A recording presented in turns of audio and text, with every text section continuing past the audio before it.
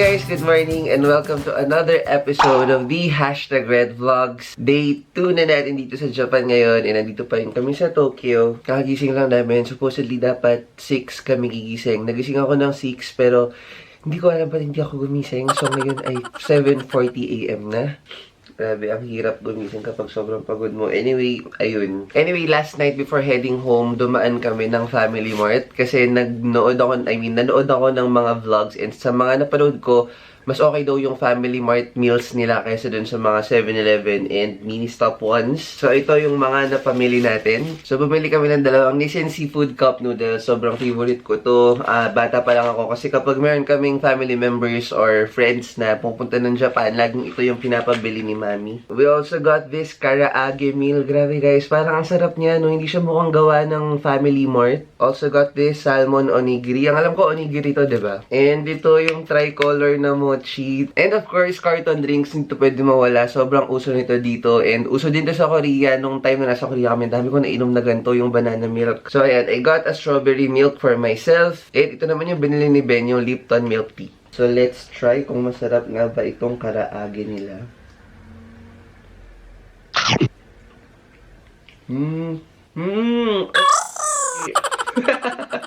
Pag nanonood ako ng mga Japanese na nagmamukbang, ganun lang sila. Marami ako natatanggap na message sa Instagram. Even before pa nung mga sa nauna ko nating travels, gumawa daw ako ng mga mukbang videos. The thing is, I'm really trying my best to be healthy and fit. The problem is, ang hirap. So, kung magmumukbang ako, parang tinanggap ko na lang sa sarili ko yung pagtaba ko, guys, diba? So, hindi ko alam. Siguro, try ko magsingit ng isang ganong klaseng video ngayong trip, no? Pero itatry ko. Hindi ko sure, guys. Anyway, masarap tong karaage meal nila. Bumili din pala kami ng tubig na malaki. Buti meron silang pinrovide na utensils dito sa Airbnb namin, guys. Actually, ang dami nilang pinrovide na supplies. Pakita ko sa inyo later. Masarap. Andito yung nilagay nila ng mga supplies. So, meron silang isang hanging cabinet dyan na punong-puno ng supplies. So, meron na kami ditong mga towels. There are small ones. Merong mga dishwashing liquid. Ito, merong tissue. Merong safe. And yan, sobrang daming tissue dun, guys. So, dito naman, ano ba to? Panglinis din yata ng toilet. Facial tissue. Imagine, meron pa silang lint roller. Tapos yung shampoo nila dun sa CR, guys, meron silang malaking Pantene, merong malaking Dove, meron din silang body wash. Kompleto sila, hindi mo kailangan magdala ng toiletries at all. Anyway, anong oras na? So, magbihis na muna tayo and babalik ako in 3, 2, and 1. So, ayan guys, at nakabihis na nga tayo finally. Lalabas na kami ngayon and yung itinerary namin, medyo chill-chill lang for today. And marami tayong pupuntahan na mga kung ano, may explore tayo mga areas. So, ayan, I can't wait na mag-travel. Grabe, sobrang excited ako. Anyway, labas na muna tayo guys. So, naglalakad-lakad kami ngayon dito guys. Grabe, sobrang dami ditong mga locations na pwede kayo mag-shoot na mga tabi-tabi lang. Ganda ng mga alleys nila dito as in sobrang Instagrammable ng lahat ng kanto. So yung unang pupuntahan natin is the Meiji Shrine. Supposedly talaga dapat sa Shibuya tayo unang pupunta ngayon. But since na-late kami ng gising, we figured mamaya na lang kami hapon pupunta. Anyway, marami na rin tao ngayon dun. So ayun, mag-Meiji Shrine na lang muna tayo. Ang araw-araw ngayon pero ang lamig pa din guys. Doon kami sa Family Mart na yun bumili ng dinner namin na naging breakfast ngayong morning. Tawid lang tayo dyan, tapos dun sa area na yon doon, nandun yung station na sasakyan namin. Naiwan kami ng train, kakaalis lang, ayun na siya. Nakakatuwa yung mga passage nila dito sa mga subways. Ayan o, ang liliit, tapos sobrang ano ng feels, sobrang legit. Guys, apparently hindi pala laging keep left, so tingnan nyo na lang yung mga sign nila. From time to time, meron ditong sa right side yung pag-up.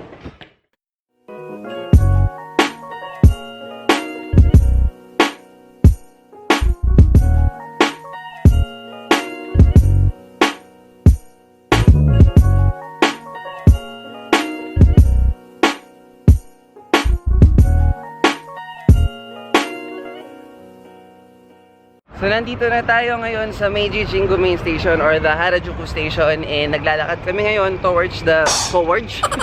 Naglalakad kami ngayon towards the Meiji Shrine. Ang ganda dito guys, hindi siya as crowded as the other places we've been to yesterday and ayun.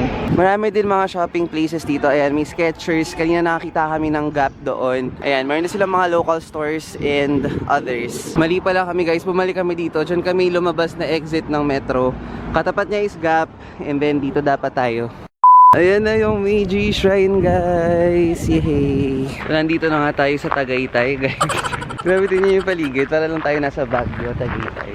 Not sure what's in here. I-explore muna natin siya. And, ayan. Buti ang sarap ng weather talaga dito. Ang sarap maglakad. Alam mo yun, more than the attractions. Pati yung pagpunta mo dun sa mga attractions, may enjoy mo. Kasi kahit ang haba ng mga lakarin, ang sarap-sarap maglakad kasi nga ang lamig. Gusto nyo ba yung monochromatic jogging outfit ni Vin?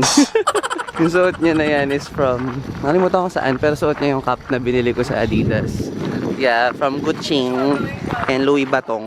Ayan, ito na po ang ipinunta natin dito para sa backdrop na yan. Grabe ang haba ng nilakad namin para dyan. Kailangan makakuha kami ng magandang shot. So ayan na sila, guys. These are the barrels of sake wrapped in straw. Ang cute nila, no? So ito namang nasa tapat niya is the provenance of the Borg whatever wine for consecration at Meiji Jingu.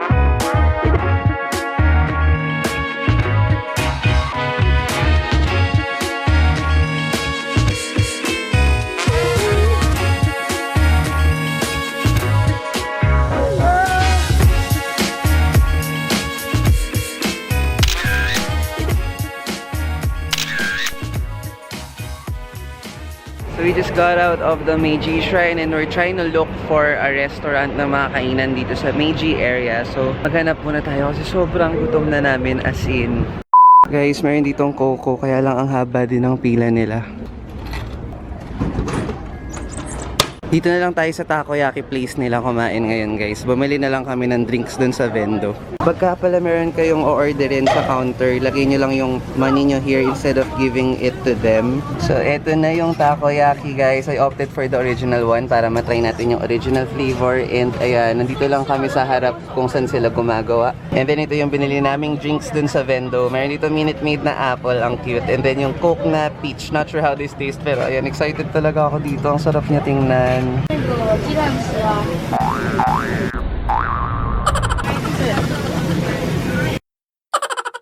Tingnan nyo yung nilalagay nila ng mga squid, guys. Ang lalaki nila.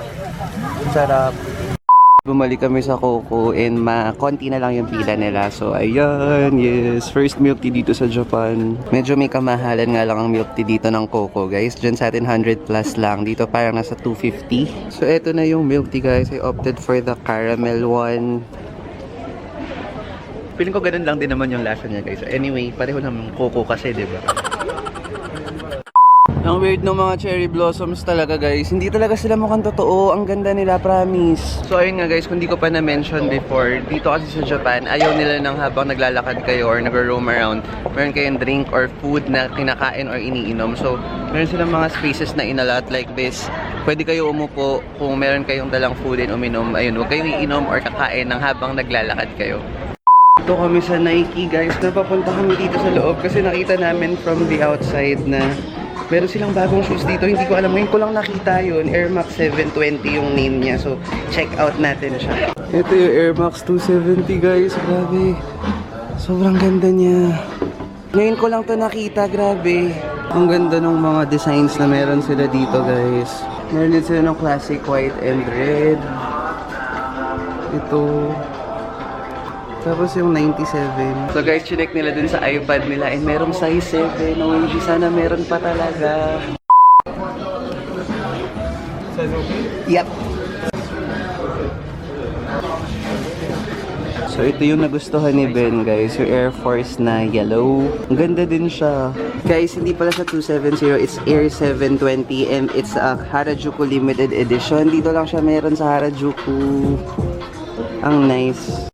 I'm so happy I got the limited edition Harajuku pair. And ito, lakad tayo towards the Watarium Museum. So, ayun, picture-picture muna tayo ulit doon. But I'm really happy. Grabe, dito lang meron ito. Na-love at first sight ako sa kanya and I found out na dito lang meron nun. So, wala. So, happy lang.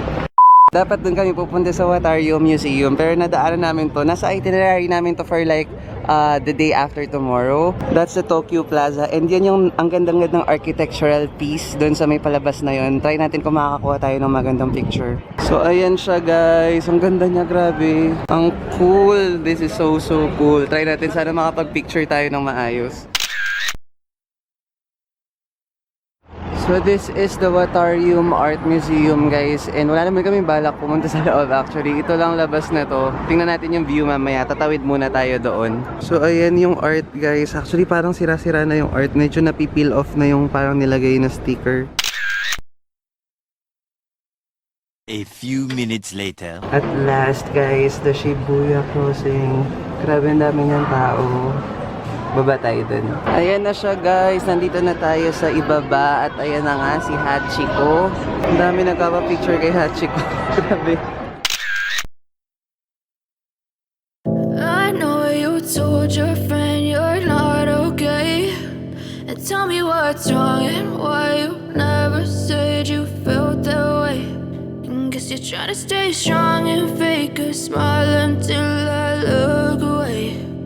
But I've known you too long, it hurts to watch your blue eyes fade to gray as you fade away, as you fade away. Yeah, I'm about to. Pumasok kami guys sa loob ng isang mall dito sa may Shibuya area. Nandito tayo sa Kawara Plus Cafe and Kitchen. Grabe, ilang beses ako nagpabalik-balik dun sa may Shibuya crossing. So, sakit-sakit ng pa ako. Kaya yun, nag-aya ako kay Ben na kumain muna kami and mag-chill habang nag-search for places na pupuntahan natin later. So, here's the food that we ordered. Umorder kami ng parang karaagi na merong sauce. And ayan, meron siyang set meal siya actually. May miso soup and everything. And then this one, parang siyang matcha na dessert. Meron siyang mochi and ice cream. Yay!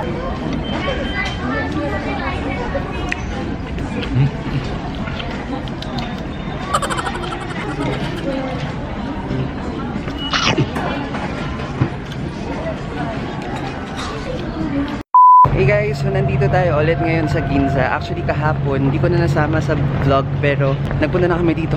Hindi ko nasama sa vlog kasi yung vlogging cam natin nag-lowbat siya. Pero last night, umikot-ikot na din kami dito. Tapos umikot kami ng Gucci, ng ano-anong stores. And actually may gusto kasi akong bilhin. May nagustuhan ako hapon sa Gucci guys. Actually matagal ko nang inaay yung bag na yun.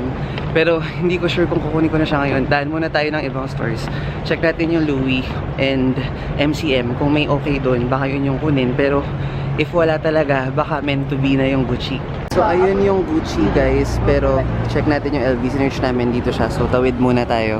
Siguro ang i-check lang natin is si MCM and Louis Vuitton guys. And kapag wala dun sa dalawa na yun, babalikan ko na lang si Gucci. So eto na si Louis Vuitton guys. Sana may makita tayong okay. So yung sa Gucci Velvet yung elevator. Dito may Louis Vuitton na logos. Ayan. Sa third floor daw yung men. So i-check out natin. So we scan through LV. Wala akong nakita. Wala yung nahanap ko. Dito naman tayo ngayon sa MCM guys. So ito yung Mickey Moto Store guys. Hindi ko sure pero ang alam ko dito binili or dito ginawa yung crown ni Catriona. So wala talaga guys, wala akong nakita sa MCM anything interesting. Pupunta sana kami ng Balenciaga and Givenchy, kaya lang yung Givenchy ang layo niya. Yung Balenciaga 5 kilometers away, so tinatamad kami. Anyway, ito na yung Gucci, so sana nandun pa yung bag na tinignan ko kahapon. Pero before tayo pupunta doon, nakita namin tong Coach. Daan lang tayo saglit, malay mo may makita tayo. Wala talaga guys, wala rin akong nakita sa Coach. Nahanap kasi ako ng small bag. Not really super small, pero something na masusuot ko lagi. Hindi kagaya ng MCM kasi ang laki ng backpack na yun. Nasusuot ko lang siya kapag travels. So ayun, Gucci na talaga. Hopefully, nandun pa yung bag na chinek ko kagabi talaga. So eto na nga tayo guys. Galing kami dito kahapon. Ito yung velvet nila na elevator. Whew. Wala si Heying yung nag-assist sa kahapon sa akin.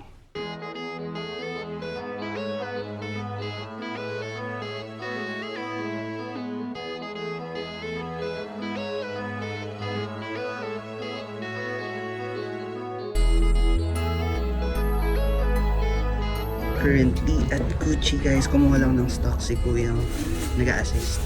Ang ganda rin sana nitong classic eh. Pero I'm really liking this pattern. So this is the bag that I really want guys. Check nila kung meron siyang stock, and ito yung isa na nagustuhan ko din. Actually tinitingnan ko to sa internet before pa. And ito yung classic na fanny nila.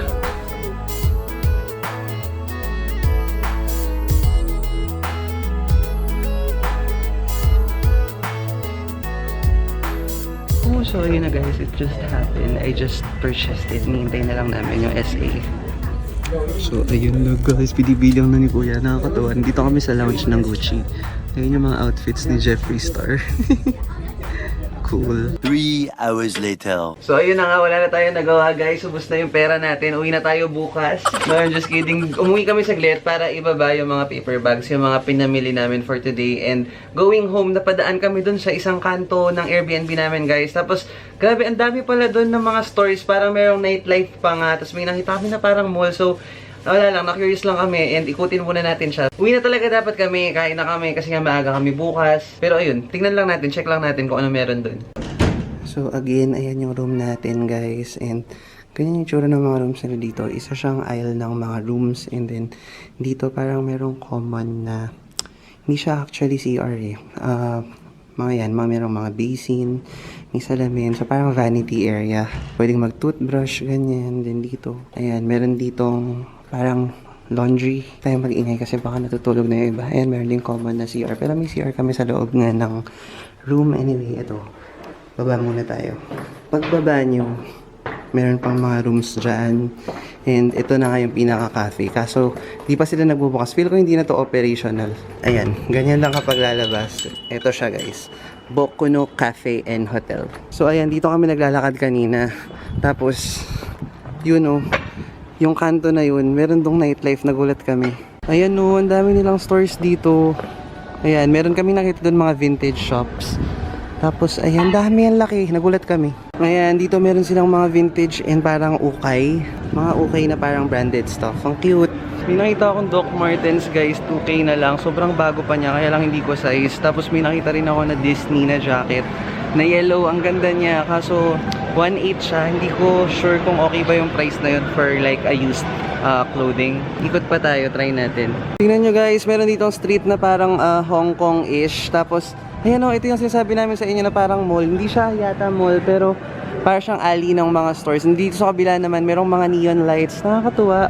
Buhay pala yung street kung nasan kami nakastay. So, may dog. Hindi ko alam gagawin ko. Na-excite ako. Meron sila mga plushies ng mga Shiba Inu. Ang cute ng mga tinda nila. Ayan o, ang dami dito mga thrift shops. Ang ganda ng mga naka-display. Oh my gosh, merong mga dogs. Ang cute. So far, puro thrift stores yung mga pinasok namin. Ang daming magaganda guys. However, medyo mahal yung mga tinda nila. As in, almost mga brand new price na yung mga nandun. May nakita ko kanina na Gucci fanny pack doon. 135,000 yen, which is a little over half the price. Ayun, may corgi na naman. Kaso bawal ko sila i-video. Kasi yung iba nagagalit. Kaya pala maraming tao dito and maraming stores. Kasi isa pala tong station na JR line. So that's the reason why. Anyway, pa-close na rin yung mga stores nila dito. So alis na tayo in a while. Check out lang natin habang open pa yung iba. So ito pala yung Koenji na station guys. Okay, dito kami tinuturo ng Airbnb owner namin na dito daw kami sumakay. Anyway, ayun, dito pala siya. Hey guys, so we're back dito sa ating Airbnb. Tapos na kami maglakad-lakad doon. Siguro mga 30 minutes din kami naglakad-lakad. Anyway, kain na tayo. Nag-take out kami doon kanina sa Family Mart nitong chicken. Sobrang bango niya. Grabe, ang sarap. Itong chicken na to, hindi pala to sa Family Mart. Doon to sa may parang chicken restaurant sa may tabi nung 7-Eleven. Nakalimutan ko yung name. Pero legit na chicken siya na Japanese. Bango niya, grabe guys. We got this for like 800 yen. So roughly mga 400 pesos. Medyo mahal nga lang, no?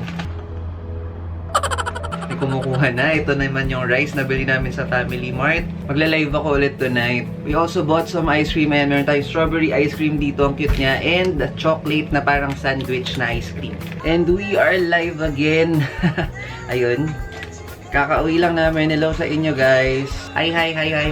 Kain po tayo. We have chicken karaage.